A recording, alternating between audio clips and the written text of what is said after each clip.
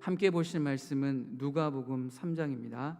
제가 가진 신약성경 91페이지 누가복음 3장 1절에서 2절까지 다 같이 합독하도록 하겠습니다. 누가복음 3장 1절에서 2절까지 한 목소리로 다 같이 합독하도록 하겠습니다. 디베레오 황제가 통치한 지 15해 곧 본디오 빌라도가 유대의 총독으로 헤롯이 갈릴리의 분봉왕으로 그 동생 빌립이 이두레와 드라고니 지방의 분봉왕으로 루사니아가 아빌레데의 분봉왕으로 안나스와 가야바가 대제사장으로 있을 때에 하나님의 말씀이 빈들에서 사가랴의 아들 요한에게 임한지라. 아멘. 할렐루야. 아멘. 옆 사람과 인사하겠습니다. 참 잘 오셨습니다. 참 잘 오셨습니다. 네. 오늘 빈들의 경건이라는 이 말씀을 가지고 함께 말씀을 나누도록 하겠습니다. 오늘 본문이 포함한 세 장의 첫 문단인 6구절은 이 복음의 서론과 흡사하게 긴 두 개의 문장으로 구성되어져 있습니다. 본 문단은 팔레스타인 영향을 미치고 있는 동시대의 정치와 종교 지도자들을 육중으로 표현하는 어구로 시작하고 있습니다. 그래서 하나님의 말씀이 요한에게 임하여 그 죄 사함을 위한 회개의 세례를 선포하였는데, 이것은 이사야 40장 3절에서 5절 말씀의 성취임을 시사하는 구약의 인용으로 시작하고 있습니다.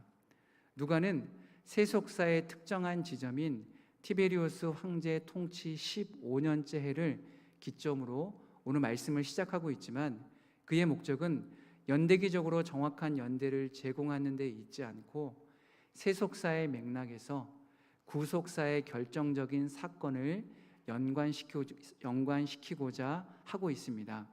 그 결정적인 사건이 오늘 하나님의 말씀이 빈들에서 요한에게 임함으로 시작되고 있다는 것을 기록하고 있습니다.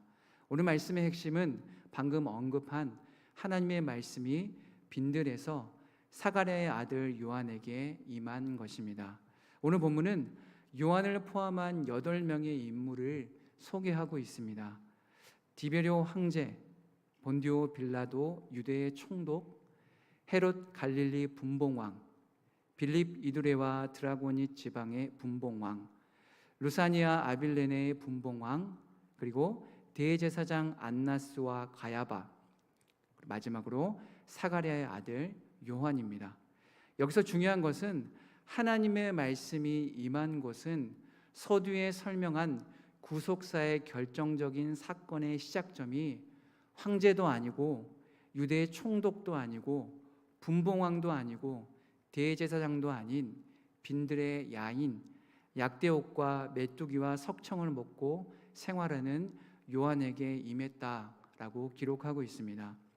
빈들 광야에는 세 가지 부류의 사람들이 거주하던 곳이었습니다. 첫 번째는 범죄자였습니다. 그들은 광야에 숨어 살며 소위 자신들의 공소시효가 끝나기만을 기다리기 위해 빈들 이 광야에 동굴의 거처를 마련해 두어 숨어 살던 자들이었습니다. 두 번째는 강도들입니다. 강도 만난 사마리아의 그 강도가 바로 이 부류의 강도를 지칭하고 있는 것입니다. 이 강도들은 빈들과 광야를 지날 수밖에 없는 여행객들을 습격하여 자신들의 생계를 유지하는 부류였습니다. 그리고 마지막 세 번째는 하나님과 대면하며 깊은 교제와 관계를 맺고 싶은 사람들의 부류였습니다. 오늘 요한이 바로 세 번째에 해당되는 사람이었습니다. 빈들 광야는 보이는 것이 아무것도 없는 곳이었습니다. 도시와는 달랐습니다. 보이는 것이 없어서 주님만 볼 수 있었습니다. 아무것도 들리지 않아서 주님의 음성만 들을 수 있는 곳이었습니다. 주님만 볼 수 있고 주님의 음성만 들을 수 있고 주님만 생각할 수 있는 곳이었습니다. 그래서 하나님과 깊은 교제를 나누고 싶어 하던 사람들은 이 빈들을 반드시 찾았습니다. 하지만 도시의 한복판인 향락과 문화에 젖어 살던 황제, 총독, 분봉왕, 대제사장들의 눈에는 보이는 것들이 너무 많았습니다. 보이는 것이 너무 많았기 때문에 정작 주님은 보이지 않았습니다. 빈들에서 아무것도 보이지 않고 들리지 않는 곳에서 주님만 볼 수 있고 주님의 음성만 들을 수 있었던 요한에게 오늘 하나님의 말씀이 임한 것이었습니다.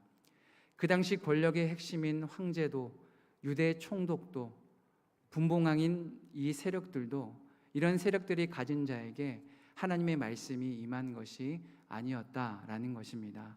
사실 대제사장의 직책은 한 사람만이 감당하는 것이었지만 이미 부패에 져버린 종교 지도자들은 안나스와 가야바를 대제사장으로 임명했습니다. 이 부패한 종교 지도자들에게도 하나님의 말씀이 임하지 않았습니다. 권력의 중심에도 종교 지도자들에게도 하나님의 말씀은 임하지 않았습니다. 하지만 빈들에서 하나님만 보고 하나님의 음성만 듣고 하나님의 단비를 고대하던 요한에게 하나님의 말씀이 임한 것이었습니다. 사랑하는 여러분, 우리가 서 있는 곳은 어디입니까? 저와 여러분의 믿음과 신앙이 서 있는 현 주소는 어디입니까? 불빛이 꺼지지 않는 도시입니까? 수많은 무질서한 소리가 난무한 곳입니까? 아니면 주위에 아무것도 없어서 주님만 볼 수 있는 빈들입니까? 주위에 아무 소리도 들리지 않아서 주님의 음성을 보다 깊게 들을 수 있는 빈들입니까? 라고 오늘 말씀은 저와 여러분에게 질문하고 있습니다. 우리는 눈에 보이는 것이 너무 많습니다. 들리는 것도 정말 많습니다. 그래서 주님을 보기 힘듭니다. 주님의 음성을 듣기 어렵습니다. 오늘 요한이 거한 곳은 볼 것이 많고 들을 것이 많은 도시가 아니었습니다. 광야였고 빈들이었습니다. 광야는 사막과 다릅니다. 사막은 모래사자의 넓은 막을 써서 사막이지만 오늘 본문에 나온 유대 광야는 넓을 광에 들 야자를 써서 광야, 즉 빈들이다라고 말합니다. 다시 말해서 빈들은 사막이 아닙니다.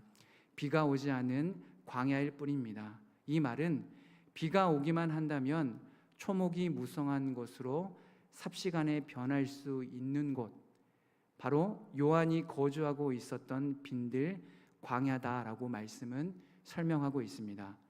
생명이 없는 광야에 요한은 버티듯 거주하고 있지 않았습니다. 비만 오게 된다면 초목이 무성한 곳으로 변하는 넓은 들판에서 빈들과 같은 자신의 심령에 하나님의 말씀의 담비가 내리기만 한다면 초목이 무성하게 변하는 들판을 기대하고 하나님의 은혜를 소망하며 광야의 야인으로 산 것입니다.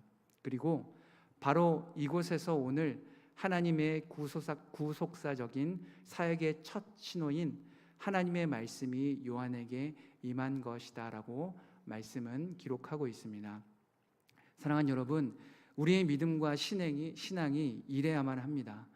빈들에서 아무것도 없는 곳으로 자꾸 발길을 옮기는 신앙의 작업을 해야 한다는 것입니다.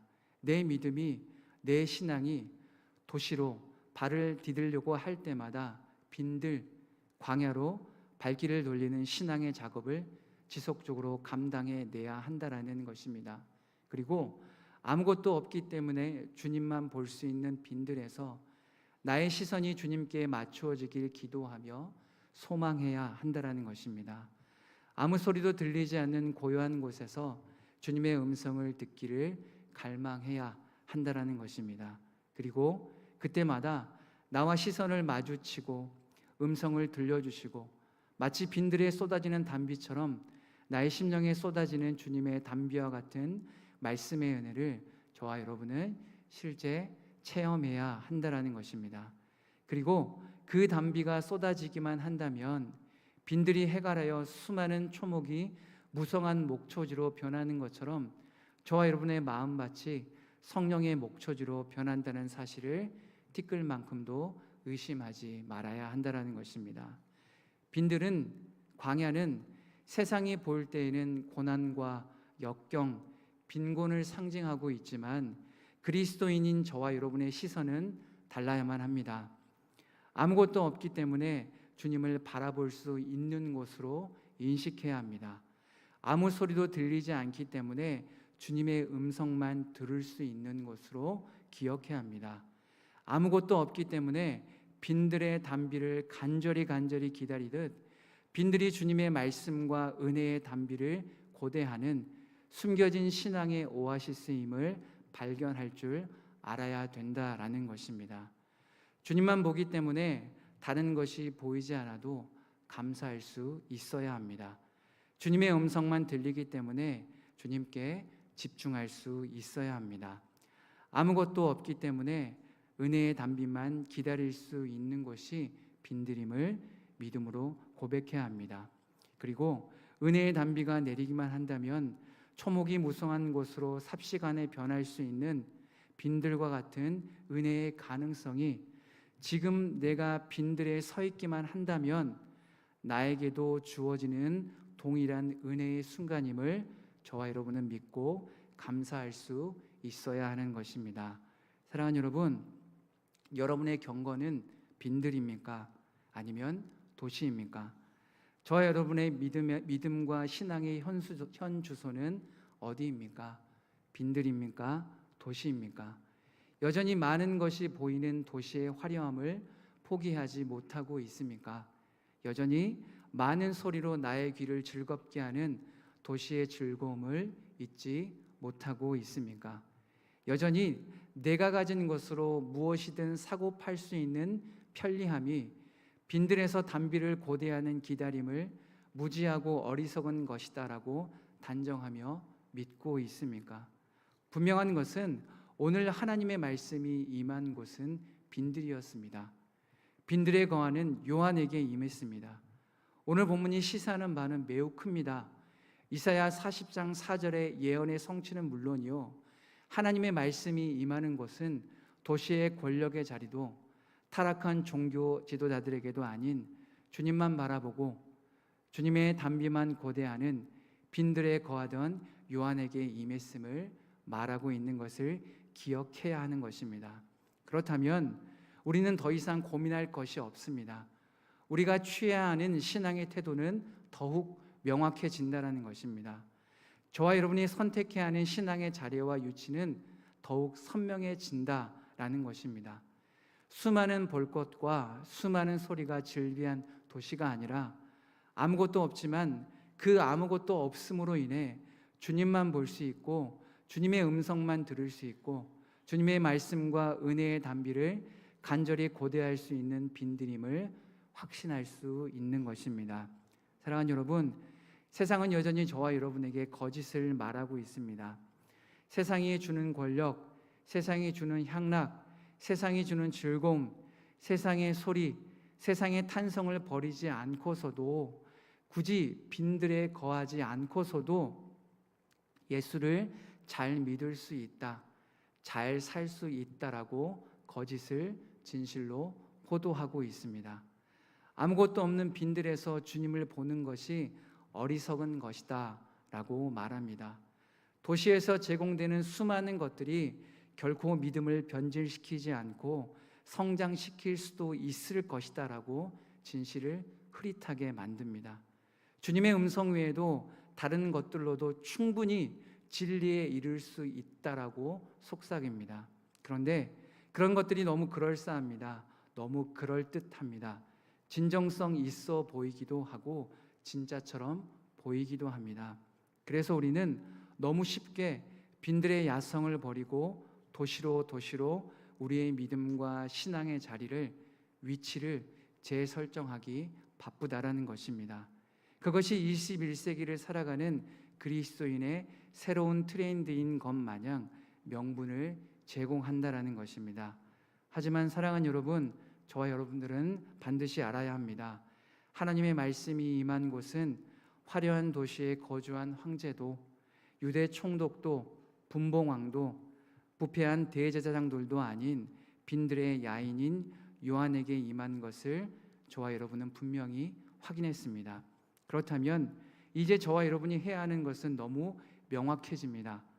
아무것도 없어서 주님만 볼 수 있는 빈들로 귀에 즐거운 소리가 들리지 않아도 주님의 음성만 들을 수 있는 빈들로 내가 소유한 것으로 사고 팔 수 있어서 하나님의 섭리와 공급을 망각한 채 살아가는 도시에서 단비만으로 초목이 무성하게 변하는 빈들로 저와 여러분의 신앙의 노선을 재설정해야 한다는 것입니다. 빈들의 경건을 회복해야 한다는 것입니다. 이스라엘 백성이 하나님이 광야에서 매일 공급하시던 만나와 메추라기를 얻기 위해 하늘을 향해 고개를 들었던 것처럼 우리 역시 신앙의 빈들에서 하늘을 향해 고개를 들어야만 합니다. 메마른 빈들과 같은 내 마음에 하나님의 말씀이 빈들의 단비처럼 내리고 쏟아져서 풍성한 초목으로 바뀌는 실제적인 성령의 충만함을 매일매일 체험해야 한다는 것입니다. 그렇기 위해서 저와 여러분의 신앙은 반드시 빈들에 있어야 합니다. 우리의 신앙의 현주소가 도시가 아닌 빈들이어야만 합니다. 신앙만큼은 빈들에 있어야 합니다. 신앙만큼은 아무것도 보이지 않아도 주님만 볼 수 있는 빈들에 있어야 합니다. 신앙만큼은 아무것도 들리지 않아도 주님의 음성만 들을 수 있는 빈들에 있어야 합니다. 신앙만큼은 만나와 메추라기를 고대하듯 빈들의 단비를 기다리듯 하나님의 공급하심을 주된 신앙의 능력으로 사용해야 한다는 것입니다. 사랑하는 여러분, 빈들이 주는 시선의 결핍이, 빈들이 주는 소리의 결핍이, 빈들이 주는 공허의 결핍이 주님만 볼 수 있는 만족으로, 주님의 음성만 들을 수 있는 특권으로, 주님이 주시는 은혜의 단비를 고대하는 절절한 갈망으로 바꾸어진다는 것을 저와 여러분은 반드시 신뢰해야 합니다. 그래야 흔들리지 않을 수 있습니다. 그래야 의심하지 않을 수 있습니다. 그래야 우리는 많이 보기보다는 주님만 볼 수 있는 것에 감사할 수 있습니다. 그래야 우리는 많이 듣기보다는 주님의 음성만 듣는 것으로 만족할 수 있습니다. 그래야 우리는 내가 가능케 했다라는 교만에서 하나님의 전인격적인 공급만이 나를 빈들에서 초목이 무성한 곳으로 인도하신다라는 믿음의 확신을 반드시 소유할 수 있습니다. 말씀을 마무리하겠습니다. 하나님의 말씀이 임한 곳은 빈들이었습니다. 빈들에 거하는 요한에게 임했습니다. 오늘 우리는 이것을 반드시 기억해야 합니다.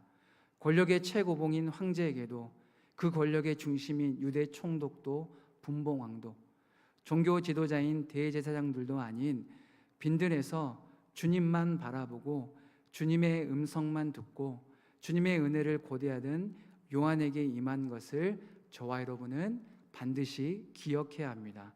그리고 이것을 기억하는 것에서 이제는 이 기억이 내 삶의 실제가 되는 삶을 살아내야 하는 것입니다. 내 믿음과 신앙의 현주소를 도시에서 빈들로 옮기는 신앙의 수고를 두려워하지 않아야 합니다. 불편해하지 않아야 합니다. 불안해하지 않아야 합니다. 수많은 것이 보이지 않아도, 수많은 소리가 들리지 않아도, 내가 무엇을 수행하지 않아도 주님만 보고 주님의 음성만 듣고 주님의 은혜의 단비를 고대하는 것이 참으로 안전하고 절대적인 유익이다라는 것을 저와 여러분은 반드시 인정해야 한다는 것입니다. 저와 여러분의 신앙의 현주소를 도시에서 빈들로 바꾸는 신앙의 수고와 싸움을 감당하기만 한다면 그 감당하는 자들에게 빈들의 단비를 내려서 초목이 무성하게 하시는 주님의 은혜가 반드시 임할 것이다라는 것을 확신하시길 간절히 소망합니다. 이스라엘의 백성의 출애굽의 적기는 언제였을까요? 인간적인 생각은 모세가 예굽 왕자였을 때, 자신의 주목에 권력이 있을 때, 자신의 세력이 구축되었을 때, 바로 왕궁에 거했을 때였을 것입니다. 하지만 하나님께서는 예굽의 왕궁에 도시에 있는 모세를 쓰지 않으셨습니다. 왕궁을 떠나, 도시를 떠나, 자신의 권력과 세력을 떠나 미디안 광야, 즉 빈들에 쫓기듯 떠났을 때 비로소 그곳에서 하나님께서는 모세를 만나 주셨습니다. 그리고 그곳 광야에서 빈들에서 출애굽의 시작을 알리셨습니다. 사랑하는 여러분, 하나님의 말씀이 임하신 빈들을 선택하시겠습니까? 아니면 하나님의 말씀이 임하지 않는 황제, 유대 총독, 분봉왕, 대제사장이 있는 도시를 선택하시겠습니까? 세상도 그렇지만 신앙은 더욱더 언제나 항상 개인의 선택을 동반합니다. 결국 자신의 선택으로 인해 이후의 결과는 달라지게 되어 있다는 것입니다. 그렇기 때문에 신앙의 선택은 매우 중요합니다. 아무것도 보이지 않아 주님만 볼 수 있는, 아무것도 들리지 않아 주님의 음성만 들을 수 있는, 촉촉한 은혜의 담비로 초목이 무성한 들판이 되는 빈들을 선택하시는 저와 여러분이 되시길 간절히 소망합니다.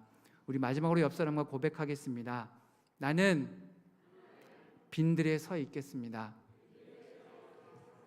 할렐루야, 아멘. 기도하겠습니다. 살아계신 하나님 감사합니다. 아무것도 없어서 주님만 볼 수 있고 아무 소리도 들리지 않아서 주님의 음성만 들을 수 있는, 그리고 은혜의 담비로 초목이 무성한 들판이 될 수 있는 빈들의 유하는 신앙의 수고와 싸움을 매일 감당할 수 있는 사랑하는 열린교회 공동체와 각 개인들이 되게 하여 주시옵소서. 예수님의 이름으로 기도합니다. 아멘.